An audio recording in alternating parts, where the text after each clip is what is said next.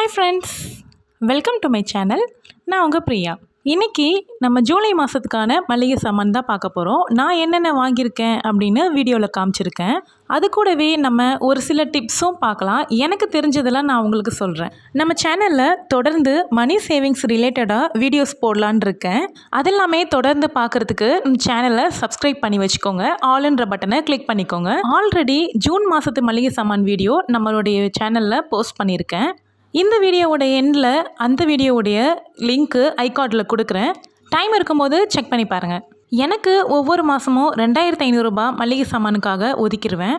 அரிசி எப்போவுமே 2 மாதத்துக்கு ஒரு தடவை தான் வாங்குவேன். அரிசி வாங்குறப்போ நான் மற்ற சாமான்களை குறைச்சி எப்படி இருந்தாலும் அந்த 2500 ரூபாயில் வர மாதிரி பார்த்துக்குவேன். எங்கள் வீட்டில் காஃபிக்கு பிஸ்கெட் தொட்டு சாப்பிட்ற பழக்கம் எல்லாருக்குமே இருக்குது, என்னை தவிர.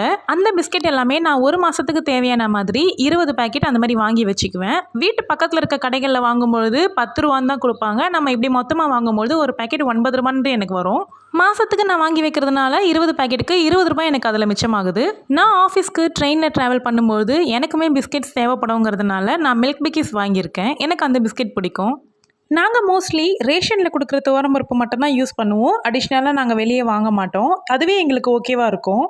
போன மாதம் ரேஷனில் துவரம்பருப்பு கிடைக்கல, அதனால் நான் இப்போ ஒரு 1/2 கிலோ பாக்கு வாங்கியிருக்கேன். இந்த மாதம் இன்னும் ரேஷன் போகலை. ரேஷன் போனால் தான் தெரியும் துவரம்பருப்பு இருக்கா அப்படின்னு சொல்லி. உளுத்தம்பருப்பு 1 கிலோ வாங்கியிருக்கேன்.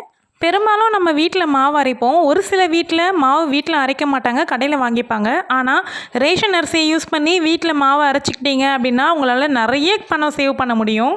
1/2 கிலோ மாவே 25 ரூபாயிலேருந்து 30 ரூபா வரைக்கும் விற்கிறாங்க, ஒரு ஏரியாவை பொறுத்து. ஆனால் நம்ம வீட்டில் ஒரு வாரத்துக்கு தேவையான மாவை அரைச்சி வச்சுக்கிட்டோம் அப்படின்னா நமக்கு அவசரத்துக்கு டிஃபன் செய்கிறதுக்குமே ஈஸியாக இருக்கும், காசுமே நிறைய மிச்சமாகும். நான் எல்லா மாதமும் பச்சை வேர்க்கடலை தான் வாங்குவேன். ஆனால் இந்த தடவை பச்சை வேர்க்கடலை இல்லைன்ற தொட்டு வறுத்த வேர்க்கடலையே 1/2 கிலோ வாங்கிட்டு வந்துட்டாங்க. பச்சை வேர்க்கடலை வாங்கும்பொழுது நான் அதை ஓவர் நைட்டு ஊற வச்சு பசங்களுக்கு ஸ்நாக்ஸ் பாக்ஸுக்கு வேக வச்சு கொடுத்து அனுப்புவேன். அதுக்காகவும் யூஸ் ஆகும். அதனால தான் பச்சை வேர்க்கடலை வாங்குவேன். கருப்பு மூக்கடலை, வெள்ளை மூக்கடலை, பச்சை பட்டாணி, மொச்சை, ரஜ்மா, காராமணி இந்த மாதிரி ஐட்டம் எல்லாம் நான் மாதத்துக்கு 2 வெரைட்டி மட்டும் வாங்குவேன். ஒவ்வொரு மாதமும் மாற்றி மாற்றி வாங்கிப்பேன். இந்த மாதம் வெள்ளை மூக்கடலை, கருப்பு மூக்கடலை வாங்கியிருக்கேன் அப்படின்னா அடுத்த மாதம் மொச்சையும் பட்டாணியும் வாங்குவேன். அந்த மாதிரி மாற்றி மாற்றி யூஸ் பண்ணிப்பேன். ஒரே வாட்டியே எல்லாமே வாங்கி வச்சுட்டு பூச்சி வந்துடும், அது மாதிரி வேஸ்ட் ஆகாமல் இருக்கும். இதெல்லாம் போக ரேஷன் அரிசியில் நீங்கள் நொய் மாதிரி கடையில் கொடுத்து அரைச்சி வச்சுக்கிட்டீங்க அப்படின்னா உங்களுக்கு உப்புமா செஞ்சு சாப்பிட்டுக்கலாம். பில் பார்த்தீங்கன்னா 2282 ரூபாய் ஆச்சு. லிஸ்ட்டு எடுத்துகிட்டு போகாமல் கடைக்கு பர்ச்சேஸ் பண்ணுறதுக்கு போகவே போகாதீங்க. லிஸ்ட்டு இல்லைன்னா நம்ம கண்ணில் பார்க்குறது எல்லாமே சேர்த்து வாங்கிட்டு வந்துடுவோம். நானுமே ஒரு டைமில் 5000 6000க்கெல்லாம் ப்ரொவிஷன்ஸ் வாங்கியிருக்கேன். அந்த மாதிரி வாங்கினவ தான் இப்போது இந்த மாதிரி கம்மி பண்ணி வாங்கிட்டுருக்கேன். ஒரு டைமு என்னுடைய ப்ரொவிஷன் பில்லு ஒரு மாதத்துக்கு 6000 ரூபாய் வரைக்கும் கூட வந்திருக்கு. இப்போ யோசித்து பார்க்கும்போது தான் தெரியுது, நான் என்ன தான் 6000 ரூபாய்க்கு வாங்கினேன், என்ன தான் செலவு பண்ணியிருக்கேன்றது ஒன்றுமே புரியல. காசு தான் கரியாச்சுன்றது இப்போ தான் புரியுது. சிக்கனமாக வாங்குறதெல்லாம் ஓகே தான், ஆனால் அதை பக்குவமாக எடுத்து வைக்கணும் இல்லையா?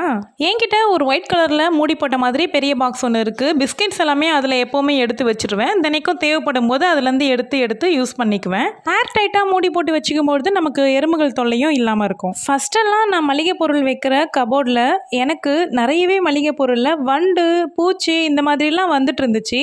இப்போல்லாம் நான் முக்கியமானது மட்டும்தான் வெளியே வச்சுக்கிறேன். இந்த கடலை ஐட்டமு, உடச்ச கடலை இந்த மாதிரி ஐட்டம், பாசிப்பருப்பு இதெல்லாம் வந்து நான் ஃப்ரிட்ஜில் வச்சுக்க ஸ்டார்ட் பண்ணிட்டேன். வெளியில் வச்சாக்கா எனக்கு வண்டு சீக்கிரமாகவே வந்துடுது. தேவைப்படும் போது ஃப்ரிட்ஜில் இருந்து எடுத்து யூஸ் பண்ணிக்குவேன். இன்னும் சில பேர் பார்த்தீங்கன்னா மிளகுத்தூள், சீரகத்தூள், சோம்புத்தூள் இது எல்லாமே கடையில் பேக்கெட் வாங்கி வச்சு தான் யூஸ் பண்ணிகிட்டு இருப்பாங்க. பட் அந்த மாதிரி வாங்காதீங்க. அது ரேட் அதிகமும் கூட. பட் அதில் எதுவும் கலப்படம் இருக்குமான்னு கூட நம்மளால் கண்டுபிடிக்க முடியாது. மிளகுத்தூள்லாம் மோஸ்ட்லி நம்ம வீட்டில் அரைச்சிக்கிட்டோம் அப்படின்னா நமக்கு அது ரொம்பவே மணி சேவிங்காக இருக்கும். நான் மிளகாத்தூள் கூட வீட்டில் தான் அரைச்சிப்பேன். பட் இந்த தடவை காலி ஆகிட்டதுக்கு அப்புறமா திரும்ப அரைக்கலை. அதனால தான் சின்னதாக 200 கிராம் பேக்கெட் மட்டும் வாங்கி வச்சுருக்கேன். திரும்ப அரைக்கணும். அரைக்கும்பொழுது அது கண்டிப்பாக உங்களுக்கு நான் வீடியோவாக காட்டுறேன். இப்போல்லாம் பார்த்தீங்கன்னா ஸ்கூலில் ஸ்நாக்ஸ் பாக்ஸுக்கு என்ன கட்டுறது, லஞ்ச் பாக்ஸ் கூட ரெடி பண்ணிடலாம். பட் ஸ்நாக்ஸ் பாக்ஸ்க்கு என்ன கொடுக்கறது அப்படிங்கிறது ரொம்பவே ஒரு பெரிய குழப்பமான மனநிலையாக இருக்குது.